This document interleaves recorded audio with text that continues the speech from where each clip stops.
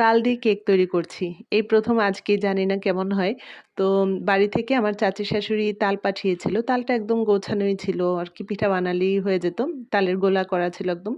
তো সেই তালটা আমি দুধ দিয়ে খুব করে জাল করে একদম ঘন করে নিয়েছিলাম। তারপরে এই কেকের ব্যাটারের সঙ্গে বেশি করে তাল দিয়েছি। আর তালটা দেওয়ার পরে কেকের কালারটা খুব সুন্দর এসেছে। একদম হলুদ একটা কালার এসেছে। আর এই কেকের সঙ্গে আমি অনেক বেশি করে বাদাম দিয়েছিলাম। আর সবশেষে উপরে আমি চকোলেট চিপস দিয়ে দিলাম। কারণ আমার ছেলেরা তো চকোলেট খেতে পছন্দ করে। তো এরপরে কাঠি দিয়ে এই চকোলেটগুলো ভিতরে দিয়ে দিলাম যেন গরমে একদম সম্পূর্ণটা গলে না যায়। আর এরপরে এটা এখন ওভেনে দিয়ে দেবো। আর এই কেকটা তৈরি হতে আমার ২৫ মিনিট সময় লেগেছিল। যারা তাল পছন্দ করেন কিন্তু তেল পছন্দ করেন না, তারা এভাবে কেক তৈরি করে খেতে পারেন। কারণ তালের পিঠায় অনেক পরিমাণ তেল লাগে। কিন্তু এই কেক তৈরি করতে আমি খুব অল্প পরিমাণে তেল দিয়েছিলাম। যাই হোক, আমার ছেলেরা এই কেকটা অনেক পছন্দ করেছিল।